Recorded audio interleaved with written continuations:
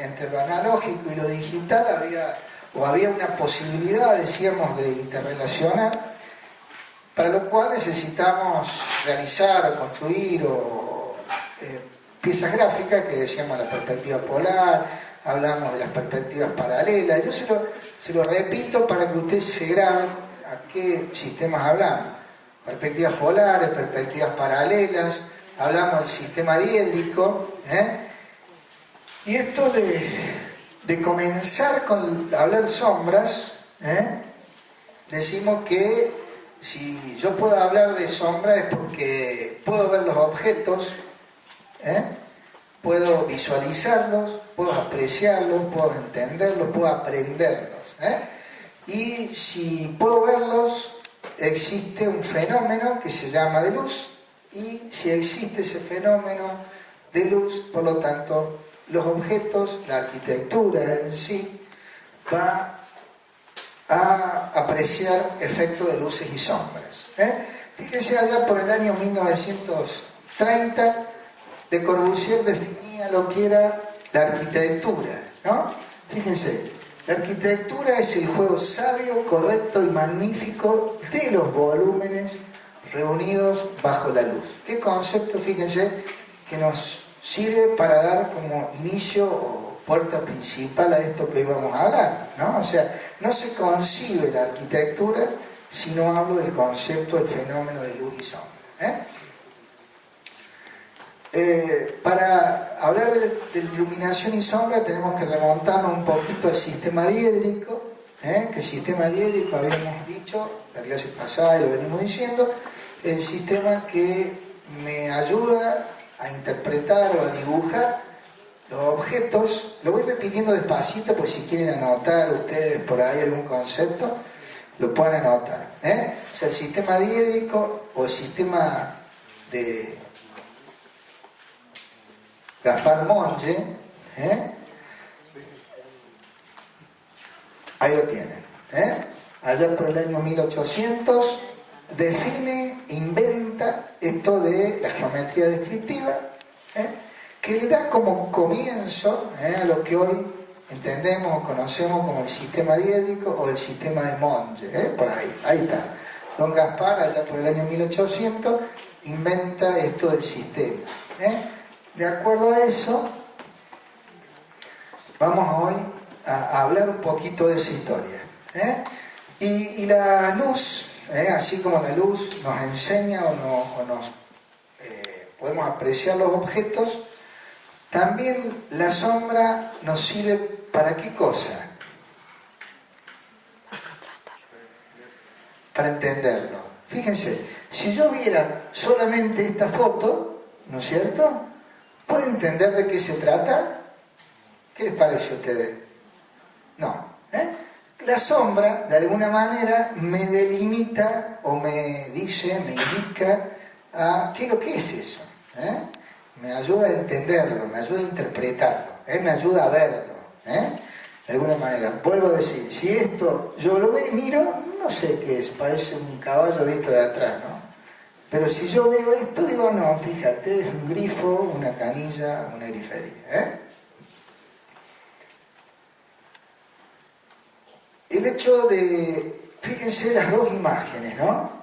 ¿Qué diferencia tienen entre una y otra? ¿Qué les parece a ustedes? Bien, ¿qué es lo que me indica que está apoyada? A ver, la sombra, fíjense que es la misma gráfica, exactamente la misma, O sea, ¿qué es lo que ha cambiado? Ha cambiado el efecto de sombra, que eso me ayuda a interpretarlo. Cuando digo interpretarlo, estoy hablando de, me ayuda a entenderlo. Cuando digo me ayuda a entenderlo, estoy hablando de aprenderlo, captarlo, es decir, aprenderlo. No aprender, sino aprender. ¿Estamos?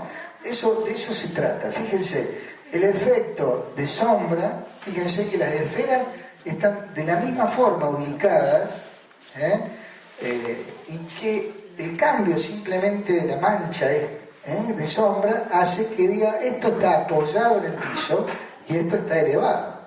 ¿Sí? Fíjense lo importante. Ese es lo importante que queremos que entiendan esta noche, es el concepto. ¿Para qué me sirve? ¿Cuál es la utilidad de la arquitectura? el objeto, ¿para qué me sirve a mí?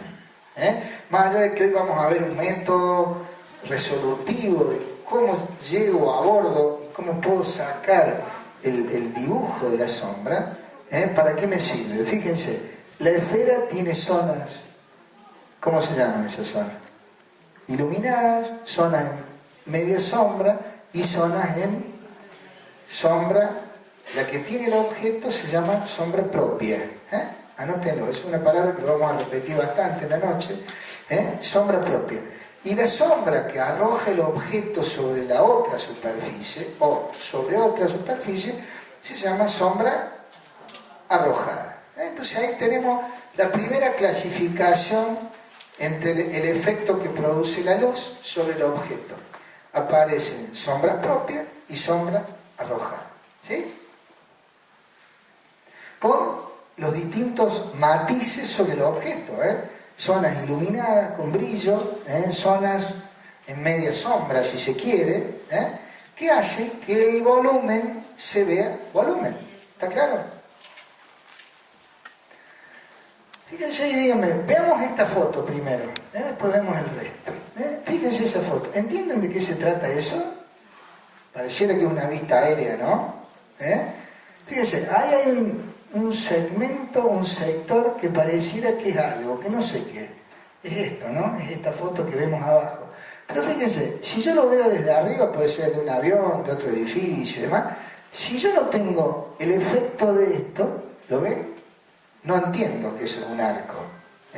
¿Hasta qué punto me da utilidad el hecho de entender el tema de la sombra? Después puedo agregar, incorporar efectos de brillos, de luminosidad diferente, en distintas épocas del día, si se quiere, de distintas épocas del año.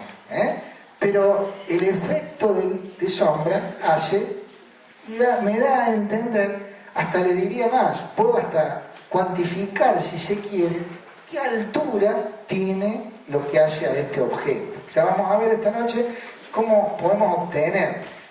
Muchas veces hemos hablado de lo que es la temática planimetría. ¿Escucharon hablar de planimetría? ¿Sí?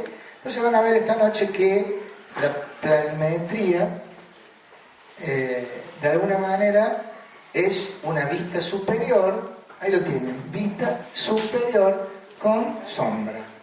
Ahí se transforma en planimetría. Eso anótenlo también, es importante. La planimetría es aplicarle la sombra a una vista superior, tan simple como eso. Entonces cuando los profes de arquitectura dicen, bueno, pero tienen que hacer una planimetría. ¿Qué hago? Busco mi vista superior de mi obra, de mi objeto, de mi obra de arquitectura y le hago el efecto de luz y sombra.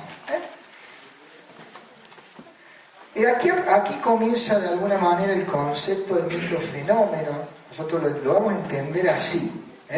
Ese fenómeno de luz y sombra, vamos a entender que existe el Sol a una determinada altura, que ustedes esto del fenómeno de la luz y sombra lo viven a diario. Es decir, que seguramente nunca se han puesto a analizarlo de esta forma, o como lo vamos a ver esta noche.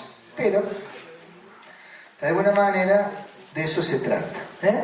Si yo considero una varilla, una flecha, como quieran llamar, un elemento filar, que muchas veces sentimos hablar de elemento filar, el Sol me va a proyectar sobre el extremo de esta varilla, de este segmento, un rayo. El Sol va a tener una proyección en una determinada orientación, puede estar acá, puede estar acá, puede estar ahí. En la intersección de los dos rayos, tanto el rayo del Sol como la proyección, me va a dar un punto, uniendo la base con este me da la sombra. ¿Entienden? Ese es el concepto del microfenómeno de luz y de sombra. Ya vamos a ver de qué se trata, a qué altura pensamos el Sol, qué ángulo, qué orientación. De alguna manera, si hablamos no solamente de luz y sombra, hablamos del concepto de asoleamiento, el fenómeno de luz y sombra depende de la latitud, del punto del planeta que esté ubicado. A ver. Así como vamos a ver esta noche sombras